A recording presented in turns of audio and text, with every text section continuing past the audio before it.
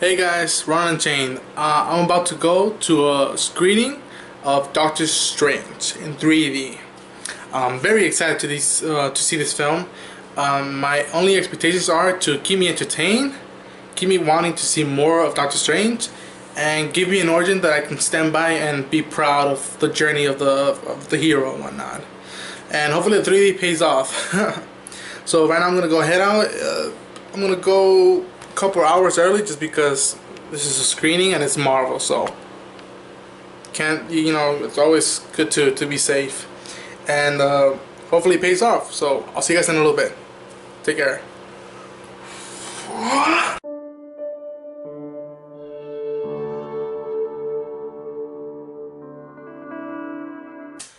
Hey guys, so I just got back from watching Doctor Strange. Damn, that was a good movie. Let's see. What's one thing I could say that would sort of line it up? If you liked magic as a kid, or had particular interest in going into it, and you probably just left it away and grew up, this movie is gonna make you be excited when you see magic and mystical stuff come out. Now, for those who have still kept on the thread of loving magic and mystical stuff, you're gonna love the hell out of this movie because it had incredible visuals that involved all these spells and sorcery stuff that Doctor Strange and the Ancient One, Wong, and Mordo have to do to fight against the powers of evil. But yeah, I'm gonna keep this video as a non-spoiler video because just I want to give people time to watch it, and then on Thursday or Friday I will release a spoiler review video. But yeah, so let's hit it off. Benedict Cumberbatch as Doctor Strange, I think, nailed the part. He nailed it. Was it, no pun intended, strange to hear him with an American accent than his regular English accent in Sherlock? Sure, but it fit, and in my opinion, he did a good job performing in a New York American accent. And within the first half an hour, you get a sense of who this guy is and how he sees the world, people, and how he treats it. I'm gonna say this. I'm gonna compare it to another movie. I'm gonna compare it to Ant-Man. That was great. Now, it might be I don't like ratings, but let's just say it's just as good as Ant-Man, and not maybe a little bit more. Who knows? Depending on your point of view. But I saw earlier this year a sneak peek, 15-minute sneak peek of Doctor Strange. And this is my own opinion. I think that me seeing that 15-minute sneak peek kind of, not ruined, but kind of spoiled some cool shots, sequences that were a part of the whole film. Now, does that mean that I still didn't trip out when I saw these Steve Ditko visuals come to life? No, I still, I still tripped the hell out. I was watching with my 3D glasses, and I had to, once they finished the sequence, I stopped, I pulled my glass off, and I went like this just to relax my eyes, because I was like, what the hell did I just watch? But yeah, Benedict nailed the part. He embodied the arrogance that Stephen Strange comes off at first, and when you see him develop his powers, and when you see him be devoted to saving Earth, you feel proud of him, of where he started off to where he ends, in the film. And I can't go too much into details because I'll spoil the film. But rest assured that if you're a die-hard Doctor Strange fan, Benedict came through. So that's Benedict. Supporting actresses. Tilda Swinton as the Ancient One, I believed it, and she was someone I did not want to mess with. She was warmful yet disciplined, and she could kick your ass, man. I mean, it was it was cool seeing her, because I remember the last film that I thought she blew my mind away was she played Gabriel in Constantine. Elegance yet powerful and dangerous. And in this one, she has, there's a twist. There's a twist that involves her that I did not see coming, and I was shocked, because from me not being the world's biggest Doctor Strange fan and owning just a few comics and seeing him once in a while in the animated series shows back in the 90s, from what I know, the Ancient One, the twist they put in on her was, for me, shocking, and it was like, oh shit, okay. And again, I can't spoil too much of it, but Thompson, great job. Ejotel, I forgot his name. Ejor, the guy from 12 Years a Slave. The guy from 12 Years a Slave, and Benedict Wong as Wong. Both, I thought that they each had a important role in the development of Stephen Strange to a mystical arts sorcerer. And if you know the comics, you know where Mortal's storyline goes. And I think that it was cool seeing this version of Benedict Wong. Instead of being the butler, he was the pit drill sergeant, and was the one that was like, look, this is how it is. Don't fuck with the mystic arts, Strange. You have no idea. This, what we've just shown you, it's just the tip of the iceberg. And at one point, going back to Tilda Swinton, she tells Strange, if I told you all the dangers there exist, more than what you've seen, you'd run out within a heartbeat. And from what we saw, she was right. She was right. But Chiwetel, I think that's his name. I'm sorry if I forget his name. As Mortal and Wong, they both did an excellent job, and I can't wait to see them in further Marvel films, because, like, again, not being the biggest Doctor Strange fan in terms from the comics, I'm hooked in. I want to learn more of his world, of his universe, of his characters that he follows, or he has around him.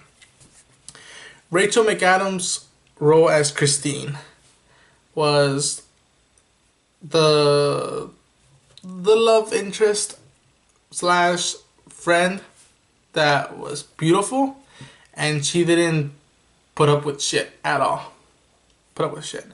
If Strange tried to impress her, she'd be like, "Nah, actually, I could see, I could see what you. This is just for you. It's not. Doesn't involve both of us being happy."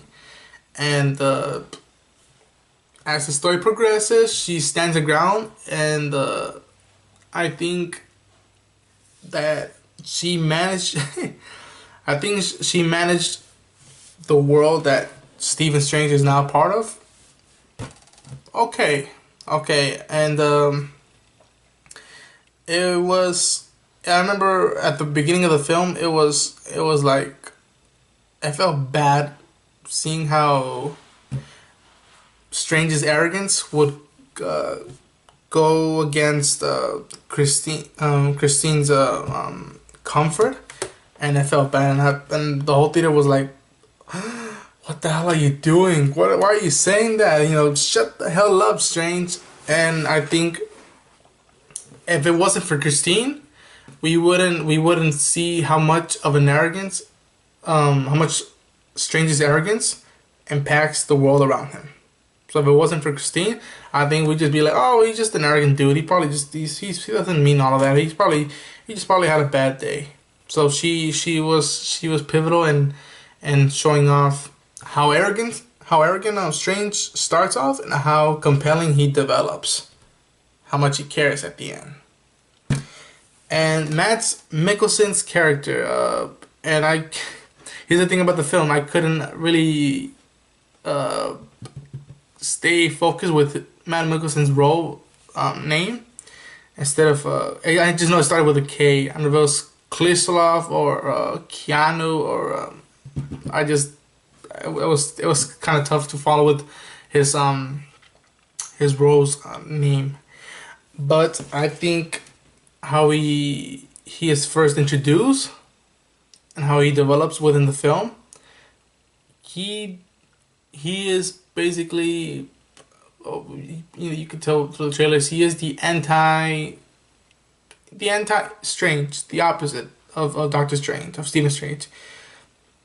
He is Stephen Strange's Bizarro. I'll leave it like that without going into further spoilers. And let's see. So I got up the characters. The plot storyline pace. First off, it came off for me at least a little bit too fast. Within the first 20 minutes, we sort of received his origin. But with what happens as he develops into a sorcerer and the spells that I don't want to spoil he uses, it sort of evens out the pace, the time. That's all I'm gonna say. But it was okay. It was sort of the same feel as Ant-Man. I'll say like that. If you like Ant-Man, you're gonna like this one. Maybe more so. Who knows? The visuals, again, stunning. And I went with my brother, and he pointed it out that, at least to his perspective, and I think I could agree with him, is that the 3D didn't really pop out for us. Who knows, maybe it's because I'm not used to seeing a lot of 3D movies. And I would have been fine seeing it 2D, but it was a free screening that I got invited to, so why bitch about it? So, there you go.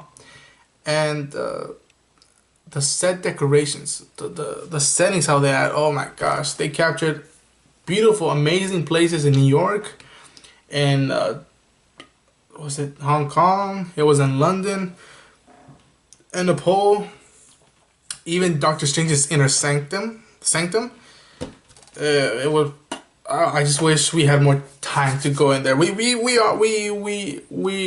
The story takes some time in the sanctum, but it just, as me loving the character now and wanting to know more, I feel like, oh man, I can't wait to go back into the sanctum. But yeah, and let's see, what else can I say?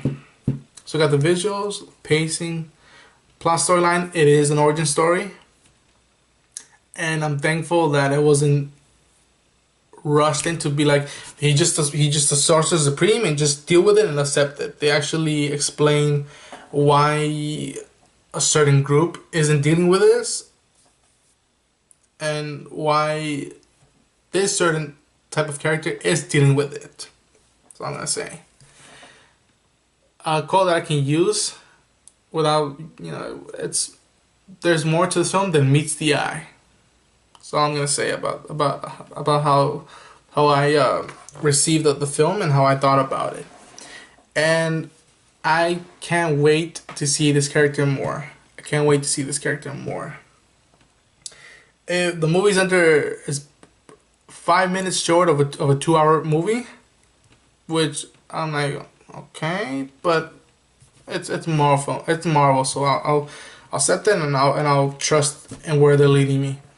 But they made me want to see more of Dr. Stephen Strange, and I think in the trailers, the Ancient One tells him, "You wonder what I see in your future?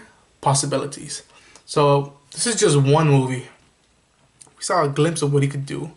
I can't wait to see until he has his old trilogy, and I would love to compare where we started off and where his trilogy ends. But yeah, and that's gonna be it for this review, guys. Sorry that it was maybe a little short, but I didn't want to ruin it for other people. But I can say it confidently. Go see this film. In my opinion, doesn't matter if you see it in 3D or 2D. In my opinion, you're still gonna get impactful by the visuals. You're still gonna get impactful. and you're gonna love magic like I do. So when Doctor Strange, he'd do this and perform a spell and reach out his hand and do this, all that jazz. You're gonna love that. You're gonna want to see more of that. And that's gonna be it for this video, guys. If you guys like the review, hit the like button, subscribe for more content. Leave any comments down below if you have any questions to non-spoiler stuff that maybe you wanted me to go into more depth.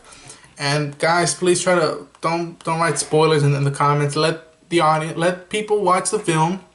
Give it about a week or two to watch something for 2 hours, and then we can all, oh yeah, this happened, and then maybe that should happen. Then wow, I couldn't believe they went to this in this route. But yeah, I'll see you guys in the next video. Take care.